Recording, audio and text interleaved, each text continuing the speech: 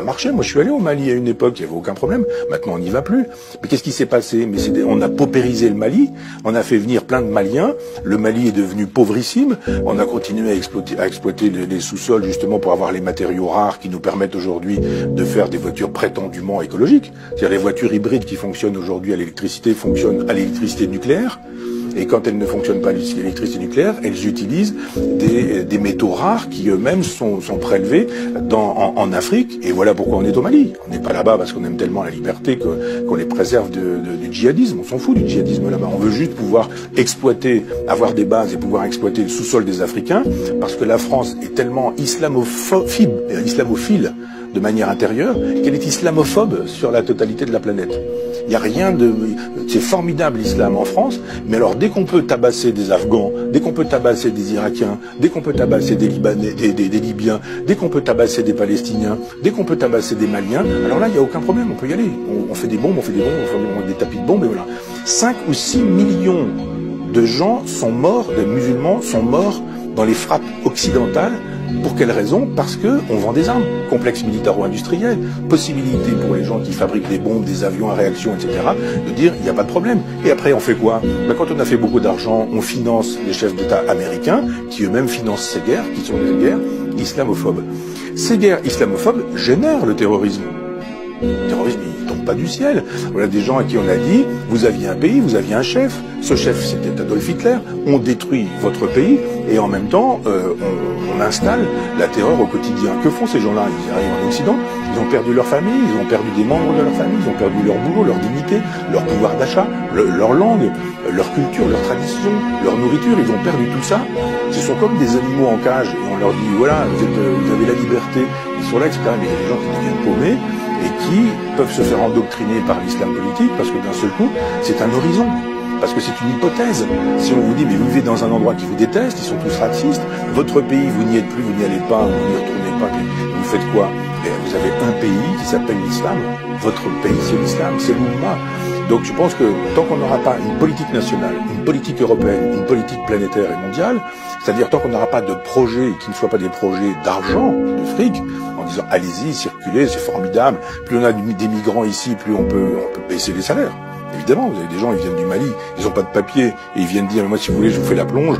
On leur dit d'accord, pas de problème, tu me fais la plonge, et mais en même temps, pas de papier, pas de truc, je te donne un petit peu d'argent, pas de retraite, pas de sécurité sociale, les sans-papiers trouvent des petits boulots comme ça, et en même temps, quelqu'un qui arrive et qui dit, mais non, mais moi je veux un salaire, je veux des vacances, je veux une retraite, etc. On dit, mais qu'est-ce que vous imaginez? Donc, si vous ne voulez pas ce boulot-là, il y en a 200 qui attendent, là. Donc, l'immigration telle qu'elle est pratiquée aujourd'hui, elle fait le jeu du capitalisme planétaire. C'est formidable, l'immigration. Et c'est pas étonnant si le MEDEF est pour, si la droite libérale, la gauche libérale sont pour, et qu'en même temps on dit venez, venez, venez, ça fait une main d'œuvre pas chère du tout, et en même temps on vous humilie, on vous exploite, on vous méprise. On va vous mettre dans des cages à lapins, on va laisser vos gamins dans les caves, il va falloir faire du trafic de hashish pour vivre, de cocaïne, de drogue, etc. Et puis on ferme les yeux là-dessus, territoire perdu de la République, aucun problème, tout ça rend possible le business, ça rend possible le business. L'immigration est une chose qu'on ne doit pas laisser aller en disant venez quand vous voudrez, puisqu'on sait très bien que dans ces cas-là, c'est la loi de la jungle. L'immigration, c'est quelque chose qui doit être voulu entre un État, entre un continent, donc la France, l'Europe, et puis entre d'autres pays avec lesquels on passe des accords de coopération. Il faut qu'il y ait des universités au Mali, il faut qu'il y ait des hôpitaux au Mali, il faut qu'il y ait des routes, des autoroutes, il faut qu'il y ait des centrales électriques, il faut qu'il y ait des possibilités d'avoir, je sais pas quoi, des garages, des voitures, des écoles, etc. Tant qu'on ne pensera l'immigration qu'en termes de c'est bien l'immigration ou c'est pas bien, vous êtes pour ou vous êtes contre, vous êtes pour, vous êtes formidable, vous êtes contre, vous êtes comme Marine Le Pen, vous êtes un salaud. Non, la question de l'immigration, c'est laquelle, quand, pourquoi, à quoi sert cette immigration aujourd'hui, pourquoi fait-elle le jeu du grand capital, pourquoi est-ce qu'effectivement ça permet de détruire le code du travail, pourquoi ça permet de détruire les salaires, pourquoi ça permet de détruire les retraites, parce qu'on a une main d'œuvre qui est taillable et corvéable à merci. Dès lors que quand on parle aujourd'hui de la traite des esclaves, c'est formidable d'aller chercher des coups dans la tête des gens en disant mais il y a une traite des esclaves là en 1492. Ouais, d'accord, très bien. Mais il y a actuellement une traite des esclaves. Quand on laisse passer tous ces migrants en disant venez, venez, venez, installez-vous où vous voulez, il y a toujours une toile de tente ici, il y a un bout de square là, il y a un endroit où vous allez pouvoir vous mettre à l'abri ici, puis voilà, puis débrouillez-vous pour le reste. Tout ça c'est formidable. Moi j'appelle ça de la traite esclavagiste. Et j'estime que si on ne pense pas à l'immigration, je vais essayer de faire un peu rapidement, si on ne pense pas des solutions à la question inévitable de l'immigration. Bien sûr, il y en a toujours, il y en aura toujours, et on n'arrête pas l'immigration en remettant les gens à la mer, en remettant les gens sur les bateaux, on les remet chez eux, ça n'a aucun sens. C'est la thèse de l'extrême droite, c'est pas la mienne. Mais c'est juste de dire quelle politique de l'immigration pouvons-nous avoir, qui serait une politique de civilisation. On est en train de détruire les civilisations. Moi, j'adore l'art africain, je collectionne un peu d'art africain. Je suis curieux de ces civilisations-là. Que sont-elles devenues? Que sont-elles devenues? La civilisation, c'est quoi pour ces gens-là? On a détruit leur peuple, leur langue, leurs coutumes, leur façon de s'habiller. Ils sont tous avec des Nike, des machins, des téléphones portables, etc. On dit, c'est ça que vous voulez, un grand marché planétaire?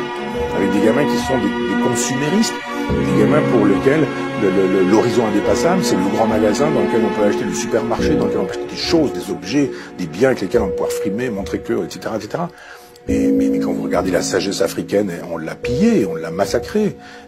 C'était une sagesse extraordinaire, une sagesse panthéiste, de rapport à la nature, au temps, aux éléments, à la nuit, au jour, aux étoiles. Moi, j'ai adoré en Mauritanie entendre des conteurs me raconter des choses, alors que on avait l'impression sur le toit d'une maison qu'il suffisait de tendre le bras pour décrocher des étoiles. Et on se dit, mais qu'a-t-on fait de la civilisation malienne, mauritanienne? Ah bah, quand il s'agit d'avoir 3 statues au Quai Branly, c'est formidable. Les arts africains, les arts premiers, ça c'est formidable. Mais quand il s'agit de dire qu'avez-vous fait de ces civilisations que vous continuez de détruire? L'immigration sauvage et libérale, comme elle est pratiquée, est un génocide de civilisation. On tue des civilisations. Mais le grand marché planétaire qui veut un gouvernement planétaire et qui ne veut que des individus qui consomment, quelle que soit leur religion et leur couleur de peau, a intérêt à dire traversez la Méditerranée, pas de problème. Venez chez nous, vous allez vider nos poubelles, vous allez utiliser les services sociaux, vous allez vous entasser dans des cages d'immeubles où ça va sentir les urines de chiens, de chats, de pisse, d'humains, même, et ce genre de choses. C'est ça qu'on vous propose. Vous allez vivre ici, c'est très bien, vous allez voir, avec des dealers qui font régner la loi. C'est ça qu'on veut. C'est pas l'idée que je me fais de la France, c'est pas l'idée non plus que je me fais de l'hospitalité.